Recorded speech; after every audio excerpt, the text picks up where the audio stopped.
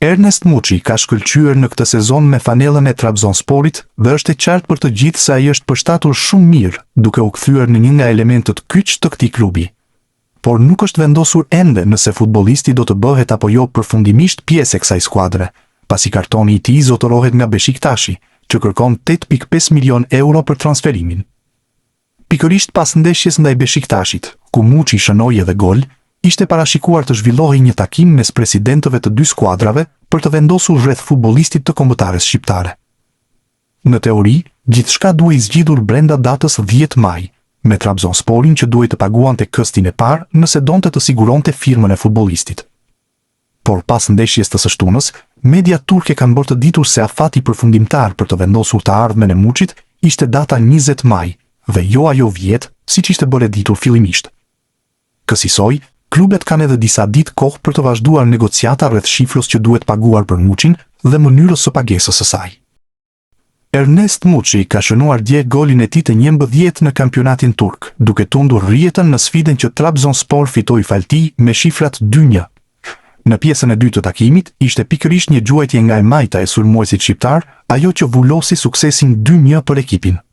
Por pak minuta më vonë, për Muçin erdhi lajmi i hidhur gjatë një tjetër aksioni ku ai tërhoqi nga fanella një kundërshtar.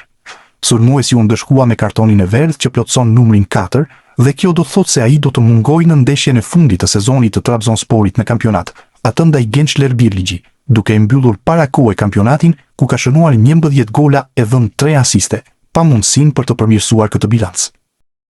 Ernest Muçi ka lënë përsëri shenjën sot në futbollin turk, duke shënuar golin e radhës me fanellën e Trabzonsporit. Sulmuesi shqiptar ka shënuar pikërisht në ndeshjen që kishte më shumë rëndësi për të, atë kundër Beşiktashit në fushën e këtij të fundit, duke u treguar tifozëve vendas se çfarë kanë humbur.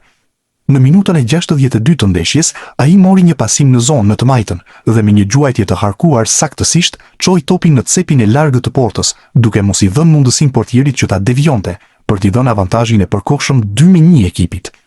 Ky ishte goli i 11 në këtë kampionat i Muçit, i shënuar përballë skuadrës që zotëron kartonin e tij dhe nga e cila ai shpreson të transferohet përfundimisht te Trabzonspor. Pikërisht pas ndeshjes së sotme, presidentët e dy klubeve do të ulen të diskutojnë për t'i dhënë fund telenovelës për të ardhmen e sulmuesit shqiptar.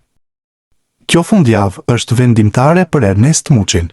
Trabzonspori mund të aktivizojë opsionin e blerjes së kartonit nga Beşiktashi deri më 10 maj. Gazetari Yunus Emre Sel zbuloi prapaskenat nga Turqia, ku tregohet se Beşiktashi ka refuzuar ofertën prej 5 milion eurosh. Trabzonspori synoi që ta siguronte kartonin me zbritje. Beşiktashi ndërkohë shfaqet i palëkundur, ndërsa në kontratë është vendosur klauzola 8.5 milion eurosh. Te Beşiktashi madje pretendojnë se për Muçin është shfaqur interes edhe nga klube të tjera. Tashmë mbetet në dorën e drejtuesve të Trabzonsporit. Fakti është se trajneri Fatih Teke ka dhënë aprovimin e tij për transferimin e mesfushorit me tipare sulmuese. Trabzonspori projekton të ofrojë deri në 5 milion euro për Ernest Muçin. Deri më 10 maj është data kur edhe përfundon e drejta për blerjen e kartonit të Muçit nga Beşiktashi. Drejtuesit e Trabzonsporit i konsiderojnë shumë 8.5 milion euro. Te Beşiktashi ndërkohë janë shprehur më parë që nuk do të ketë ulje. Muçi u kthye në një nga lojtarët më të rëndësishëm të sezonit. Dëmtimi e pengoi gjatë muajit prill, ndërsa për pjesën tjetër shkëlqeu me gola dhe asistime.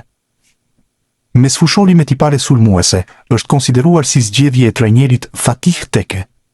Ky i fundit po ashtu po i shtyn drejtuesit që të blejnë kartonin. Ernest Muçi do të mësoj brenda 3 ditësh të ardhmen e tij, nëse do të vazhdojë të jetë pjesë e Trabzonspori, apo nëse do të detyrohet të kthehet te Beşiktashi që e ka dhënë në huazim. Akordi mes dy klubeve tregon se brenda datës 10 maj, Beşiktashi duhet të njoftohet nga Trabzonspori rreth transferimit përfundimtar të sulmuesit shqiptar apo jo. Gjatë ditëve të fundit, kishte shumë paqartësi nëse Trabzonspori do të aktivizonte apo jo klauzolën e blerjes së tij, duke paguar këstin e parë të shumës prej 8.5 milion eurosh. Por për këtë situatë ka hedhur dritë vetë presidenti i klubit, Ertugrul Dogan, i cili ka dhënë një intervistë për A-Sport dhe ndër të tjera është ndalur edhe te futbollisti në fjalë. Ai kishte thënë që në fillim se vendimin për Muçin do ta merrte trajneri Fatih Teke, dhe i pyetur mbrëm rreth kësaj çështje, Dogan ka konfirmuar se gjërat po shkojnë në rrugën e duhur. Qëndrimi i trajnerit ton në këtë çështje është pozitiv. Do të shohim të gjithë bashkë si shkojnë zhvillimet përfundimtare, tha ai, duke lënë të kuptohet se kjo telenovel pritet të marrë fund me transferimin e Muçit te Trabzonspori. Muçi ka firmosur një akord paraplak me klubin që në verën e kaluar, që nëse transferimi do të bëhej zyrtar në vitin 2026, ai do të kishte kontratë deri në verën e vitit 2029 me klubin e qytetit të Trabzonit.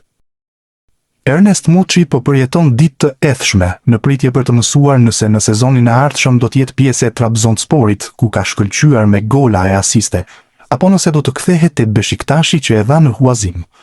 Sipas marrëveshjes mes dy klubeve, Trabzonspori ka afat brenda datës së 10 maj për të ushtruar të drejtën e pagesës së këstit të parë të klauzolës prej 8.5 milion eurosh. Por për momentin nga klubi nuk është dhënë asnjë sinjal i tillë, duke shqetësuar jo pak Muçin. Dhe lajmet e fundit nga media turke mund të shtojnë këtë shqetësim. Klubi i Trabzonspor ka nisur bisedimet zyrtarisht me Carlo Holse, sulmuesin danez të ekipit të Samsunspor.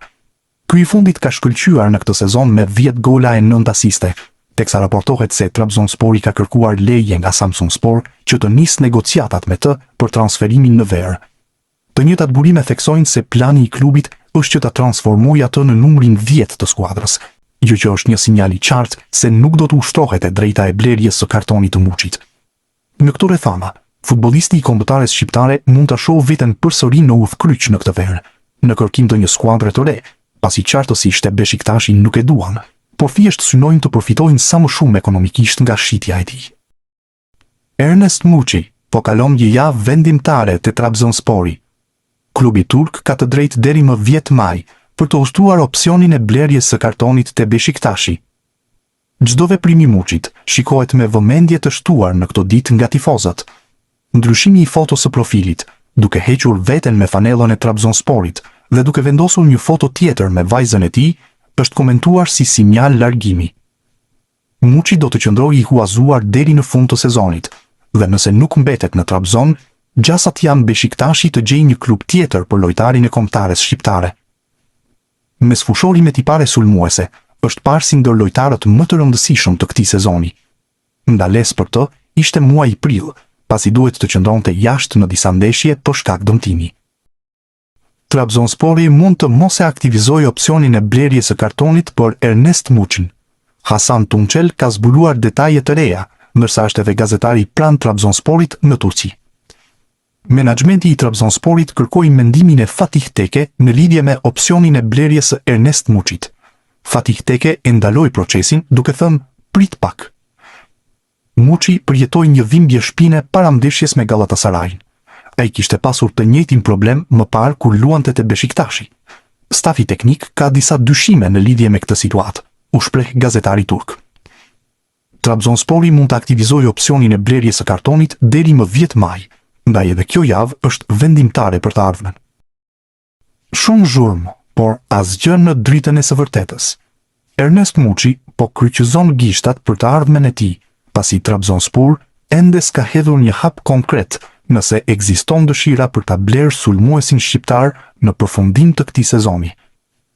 Kuzey Express shkruan se klubi turk ka mundësinë ta aktivizojë të drejtën e blerjes për 8.5 milion euro nga Beshiktas, që ka hequr dorë nga shërbimet e tij. Sa kaq, një luftë e brendshme ka lindur në Trabzonspor, pasi drejtuesit gëzojnë mendime të ndryshme dhe ende nuk ka një pistë të qartë se ku do të drejtohen për të vendosur pikat mbi i për lojtarin kuqezi, i cili kërkon po ashtu një informacion paraplak se çfarë mund të bëjë me të ardhmen. Vendimi, thot media turke, do të finalizohet shumë shpejt, përpara datës 10 maj, kohë kur përfundon dhe cikli i huazimit të Muçit. 25 vjeçari i është rikthyer aktivitetit në fushën e lojës, duke marrë minuta në këmbë në ndeshjen çerek finale të Kupës së Turqisë, ku shënoi dhe golin e kalimit në gjysmëfinale, si dhe u përfshi në formacionin titullar të trajnerit Fatih Teke për ndeshjen e fundit që u luajt në kampionat përballë Konyaspor.